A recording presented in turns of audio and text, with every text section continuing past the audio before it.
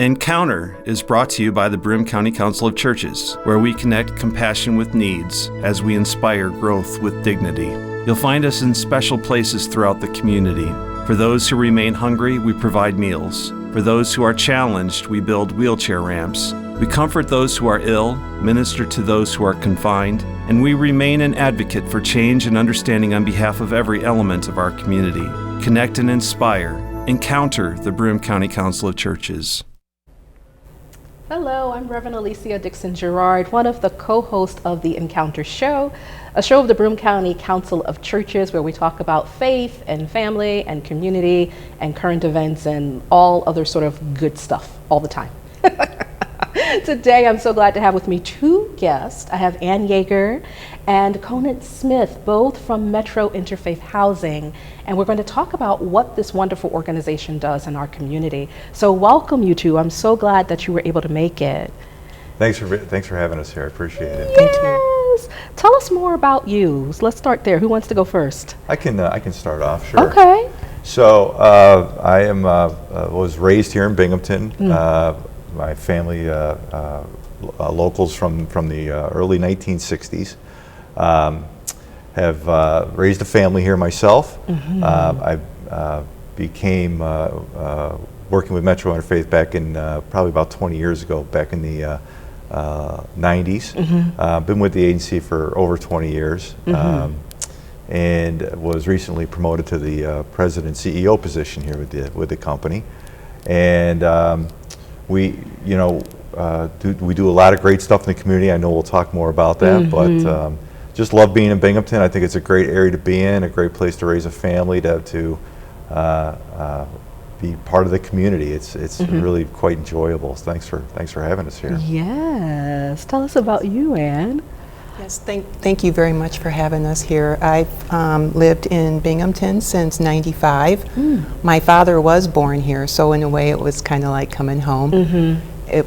I raised my kids here. I live in Hillcrest. I am a member of St. Francis of Assisi Church. I graduated from Binghamton University.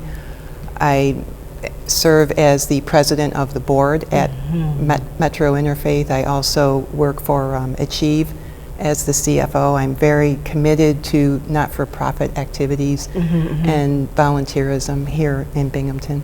Yeah, you both are, which is one of the things I love about both of you, your commitment to volunteerism and nonprofit work in this area. Particularly, with Metro Faith, you both have been there a minute doing this wonderful work, Metro Interfaith, rather. Yeah. And so tell us more, what is it? Like, how did Metro Interfaith get started, and what does it do? Sure. So Metro Interfaith was actually founded in the late 60s, 1968 to be exact. And it was, I'm going to say Central City, like downtown Binghamton ministries that came together. During that period, there was actually a housing crisis going on. Okay. And so the ministers, the downtown ministers, pulled together and said we need to do something about this as a community, as a group. Yes. And so they founded Metro Interfaith with the understanding that we would provide affordable, decent housing for residents of Binghamton. Yes. And so our first venture into housing was actually working with the city of Binghamton, taking over foreclosed homes, abandoned homes, and Metro Interfaith went out and found grant funding from state and federal sources, rehabbed these homes, and then sold them to low to moderate income families. Okay. And that was the beginning of how Metro Interfaith got up and off the ground.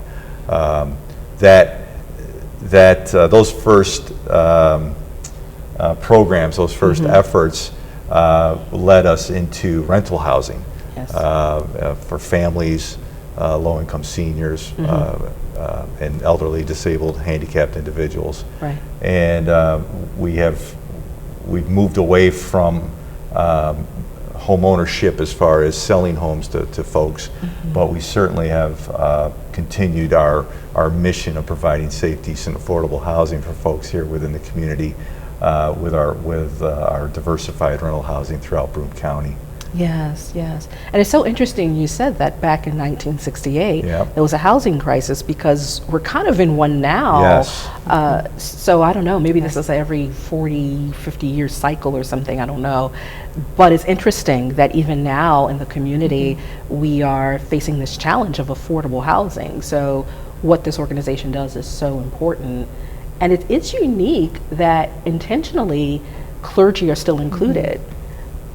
Want to talk more about that, Ann, or you can throw it back to him and say, keep talking?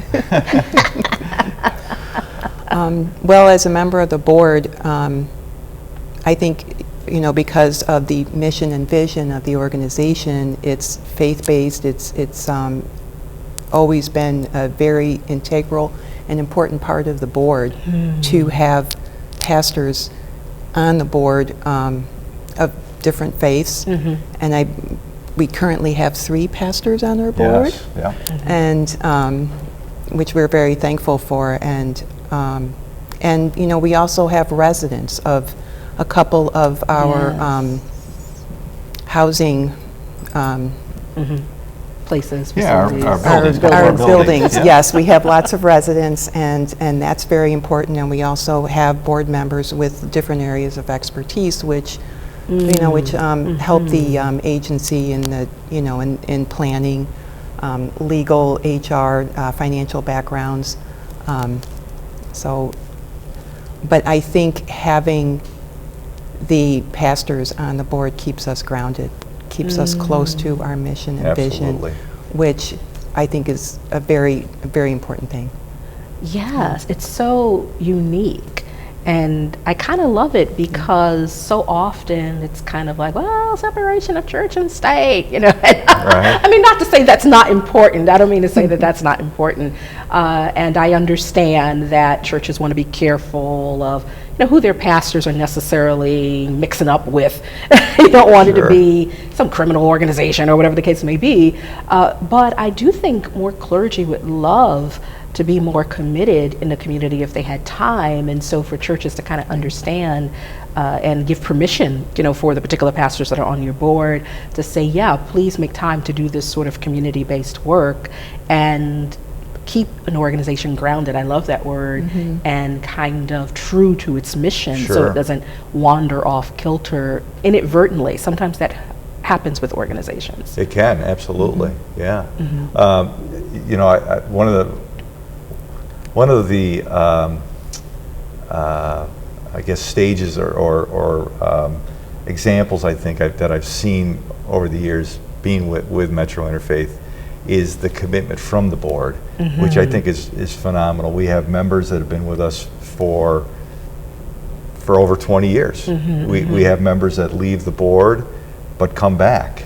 And as members leave the board, conversations that I have with them, they're always interested in taking their time off, but coming back to the agency. I think that speaks volumes of our efforts and the quality of the agency and the quality of the people that are involved with the agency. I think my experience has been that our board meetings are very active.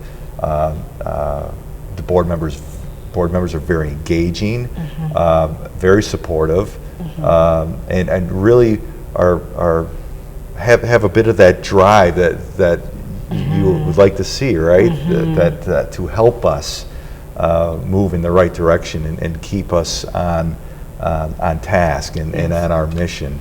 And from my standpoint, that really helps immensely. Right. And I really appreciate that about our board, because again, I think board of directors can be somewhat underrated when it comes to working for not-for-profits. Right. And I think it's really important that that all of us engage the board of directors and work with the board of directors and take advantage of the experience and knowledge. And,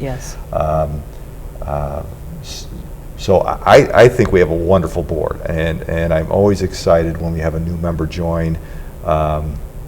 And I'm always excited to for our meetings because there's always something good that's going to come out of that. I really know that. Yeah. And again, I think an active board, a strong board, helps immensely with any nonprofit be successful in that mission that it's trying to achieve. Yes. You know he's saying all this good stuff because you're the president and sitting next to him right in. No, I know you mean it. And full disclosure, folks, I'm a board member too. Yes, and a great member. Yes. Very much appreciated. And I was amazed at how little I knew about the organization before I joined, which is partly why I thought, okay, maybe I should have you guys come on the show. Sure. Because I think many people do not know about this wonderful organization and the work that we're doing. And you're right, I think our board meetings are fruitful and productive, but also there is a sense of camaraderie and community that, having done board work before, I haven't always experienced. And so that does make a huge difference when you don't have your board members trying to run out of the meeting. Right, yes. And people saying, okay, I'll take my sabbatical and I'll be back. Right. So many nonprofits probably would love to have board members like that, but it is a very special place, and the work that we do, I believe, is really special. Yeah. So if you just tuned in, what we're talking about is Metro Interfaith housing. And my guests are Ann Yeager and Conant Smith today. We have the Miss President of the board, and Mr. CEO of the organization here. And we're talking about the work that Metro Interfaith does in our community. So one of the big things that we do is helping with first-time homeowners, right? Yes. Buy their home. Absolutely. Yeah, tell us more about the program. Sure. So we have a very active housing counseling program here in the Binghamton area. We are a HUD-approved housing counseling agency, which is really important. That's a great certification to receive, and you have to be really good at what you do, and you have to maintain that certification. HUD will come and visit us once every 3 years and make sure that we are upholding our end of the deal and what we should be doing as far as counseling services go. Yes. And so one of the services that we provide is our home buyer education, and this course helps people to better understand what it takes to purchase a home, what the importance of home ownership, and the importance of being good homeowners and responsible homeowners. It's to purchase a home. It's not something we should take lightly. Right. You know, when we're thinking about making a change in our lives like that. And this is something that HUD actually created back in the early 1970s. Was the housing counseling program. So it's an important piece. It's an important tool to being successful in home ownership. Right. And our counselors work with our clients and teach them about money management, good money management habits, teach them the importance of obtaining good credit and maintaining good credit, the importance of maintaining your home. As homeowners, we have a responsibility to the community, that our neighbors, and it's not simply it's not just simply it's a place for me to live. It's a much bigger dedication and commitment than people, I think, realize. And so our counselors take the time to educate these potential homeowners about their responsibilities as stewards of this home that they're moving into, and being good homeowners. And then talking about how we maintain the home, so that you sure, this is your house today, but you can make your house your home. You can make it the way you want it. But how do you do that correctly? You can't. You just can't simply go out and invest all this money into your house, and then all of a sudden you're trying to figure out how you're going to pay your utility bill at the end of the month. So to plan, to develop, to encourage learning more and doing things correctly, so that it's a journey, right? And not just a stop. And that actually gets back to historically for Metro Interfaith, that is kind of what happened was when we purchased these homes back in the 60s and obtained these homes from the city, rehabbed them and sold them. One of the events that would happen would these tenants that were now homeowners weren't prepared, and they didn't understand the importance. So they would buy these homes, they would fall behind on their mortgage payments, and then unfortunately they would be foreclosed on. And the board of directors realized that we're approaching this completely the wrong way. We're not helping these folks, right? And so they changed the model. Yes. They modified the model so that they went out and got certification to be a HUD-approved housing counseling agency, really important. And then B, they said, okay, we're not going to sell homes.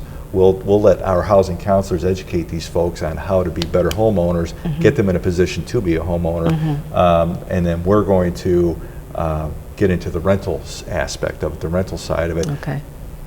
Offer and have available really good housing, affordable housing, safe housing, so that these people at least have somewhere to be, that they know that they're going to be, everything is going to be okay. Yeah. And so our home buyer program is just one aspect of our counseling program that really brings immense benefits to the community from a home ownership standard. Right, right. Say more, Ann, about this. I think this is a beautiful thing. You said the model changed so that it could be helpful and not harmful, and kind of the benefit of the way this organization focuses on that, on help, not harm, and really is more community and kind of consumer-centered, really, or person-centered than more corporate mindset of it's just about the bottom line.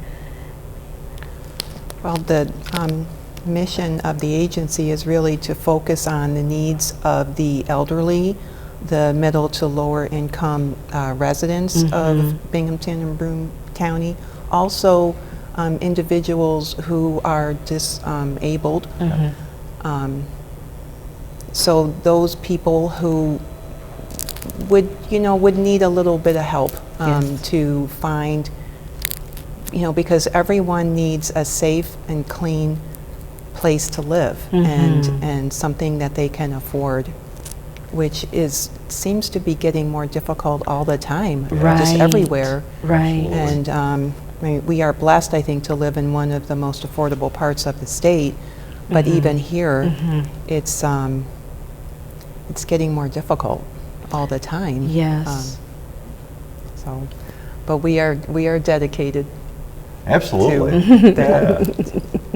And you guys really are. There's a passion for this sort of work that's kind of hard to find. And like you said, there are populations that may need a little bit more assistance. And so kind of having this perspective of helping the marginalized or the least of these, who often can be neglected. And yet they still need this basic human right and basic human need of shelter, of housing.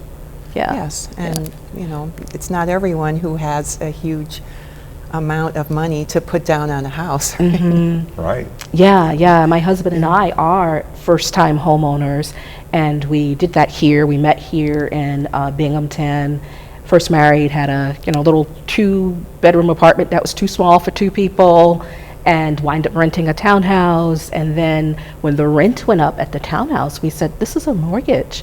And that's what some people are facing is the rent is so high, maybe I can't save to put a down payment on a house, but yet housing counseling can kind of help figure out how to do some of that or prepare for what it's going to take to not only own that home, but then keep that home. And so we were just very fortunate enough with being first-time homeowners. We were able to take advantage of some similar programs. We're a little bit higher income, so not quite this program, but similar programs for first-time homeowner buyers, and that we were a 2-income household making okay money, decent enough money to afford that first home, which really has been part of the American dream. Sure is. And a part of establishing generational wealth. Yes. So very interestingly, the ministers in the area started this the year of the Fair Housing Act, 1968. Right. Yes. Either of you want to say more about knowing your history about that and generational wealth and the dream of home ownership and that sort of stuff? Well, I think that that's such an important piece of the puzzle, and as mentioned, this is an affordable area, always has been an affordable area, and it's really, I think it's important that individuals understand, people understand that this opportunity is available, right? If you want to be a homeowner, if rental housing is becoming too expensive for you and you're looking for other options, homeownership is definitely should be something everyone should consider. Yes. But as we mentioned, there's a right way and a wrong way to do anything, I suppose, right? And that's where we can help. Right. And sure, maybe today's not the day that you can go out and buy a home, but we can help you to prepare for that day, and we can help you stay on track and get to that point. There's no charge for the service. Right. It's simply we're simply available. We're here to help, here to support, and we can help anybody. There's no income limitations. There's no there's no special requirements. If it's something you're interested in trying to achieve, you should give us a call. You should try to get in touch with us. Yes. And go to our website, because again, all of us need a little help. We all need a little help, and there are many opportunities out there for home ownership. There are challenges. Buying a home is not easy. Home ownership is not easy, and we help to be prepared for those challenges. We may not be able to help you through all of those challenges, but at least we can help you be prepared for those challenges. Right. And that's sometimes can be more than anything people could really ever ask for. Yes, that level of assistance, particularly, yes, if you haven't owned a home before. My husband had, his family had, my family had not. So it was interesting to have him educate me on certain things we needed to be aware of and adjusting to what home ownership entailed. Particularly being African American, it was so important to me to kind of get you guys on the show for more people to learn about this service because of the historic discrimination against people of color in this country for home ownership. There was a time, really a big portion of our history as a country, that communities discriminated against people of color, would kind of draw red lines around housing authority areas to say, we don't want to build houses there, and if they quote unquote, those people want to come live over here, we're not going to give them a mortgage. Banks decided not to lend mortgage money on purpose, and that's a history that not a lot of people know about, that really kept African American and Latinx and Asian American folk for generations from owning homes and having that stability and having that generational wealth to pass on to one's children or grandchildren, that then becomes a means of economic mobility, but also, again, just stability. I mean, what if something happens in the family and if you're renting and you can't afford to rent and you get kicked out, well, you can have a challenge with your mortgage too, but that home kind of can become a shelter multi-generationally to folks because it just has a little bit more room in times of crisis. So it was important to me to kind of get the word out that there's help available for saying, how do I do this thing, this very major life decision? So it's one of the biggest decisions you'll make in your life, like which home you want to buy, and even if you sell it and relocate, how you go through that process. It is a journey and a process, and so there is help out there to say, hey, these are the ABCs and the 1, 2, 3s, of how you do this. This is what's to look out for, and if you find yourself in a bind, we can help you in this way or that way, and that's important for people to know. I think, if you're trying to achieve that personal goal, sometimes I think we need to question the American dream, but that's a different show. If y'all have questions, just call me. Don't call them, just call me, is my comment. But it's not a bad goal to have in life, to want to own a home. And so, get all the help you can get, which is why I wanted to get the word out. Sure, and if I could just very quickly, we always, when we're working with our clients, one of the questions we ask is, why are you doing this? What's your intentions here? What are your interests? And of course, everyone has different goals. But it is interesting to see we have witnessed an increase in individuals who are interested in that generational wealth, much more interested in it all of a sudden. And when I say all of a sudden, I'm going to say the last couple of years. But to me, that's very inspiring. Right. Because now we're talking about, I want to do this so that I know my kids have somewhere to go to, right? Yes. And that when my time comes, I know that my kids will have something that I can pass on to them, right? Right. And I think that's just great. And that's something that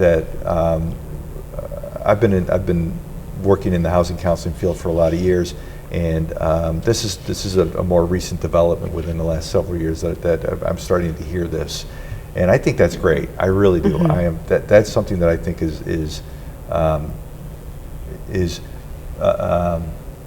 shows growth, shows development, Yes. shows change. Right. And that's I think that's just great. So. Yeah, it's one of the ways that we can kind of break cycles of poverty. Right. Yes. Yeah. Absolutely. So and again, the housing counseling really helps with that. It's something that people again don't maybe not have all of the answers. You learn from your husband, right? But at the end of the day, we're there for you. We're there to help you out, and we're not going to ask for anything in return. Right. Just give us a call, and we will absolutely help you out, help you get to where you want to be. Free, folks, free. Right. It doesn't get any better than free. To address kind of this larger issue, like you said, it's not just the home ownership, but it's while building community and leaving legacy in a way that is pretty significant and pretty awesome in one's life to achieve. Tell us some more, or whatever's on your mind, Anne, about this topic. And for those of you who kind of maybe may not know, the Fair Housing Act was the act in 1968 that made housing discrimination illegal. Right. Illegal. So yeah, any closing thoughts or comments from either one of you? I think that home ownership is a very important goal, a need for people. I agree. I think that it helps build neighborhoods and communities. And where I live, I know all my neighbors. I think that's a wonderful thing. And when you buy a home, that's a commitment. It's a commitment to yourself, to your family, to your neighbors, to your community, and that's a very important thing, a very important human need. A human need, yes. Absolutely, yes. Yes, a basic human need that is not just about us, but also about connection. Yes. Thank you for that. Yeah. Thank you, folks, for being with us today, watching Encounter, a show of Broome County Council of Churches, Reverend Alicia Dixon-Gerard, Ann Yeager, Conant Smith, talking about Metro Interfaith Corporation. So thank you for joining.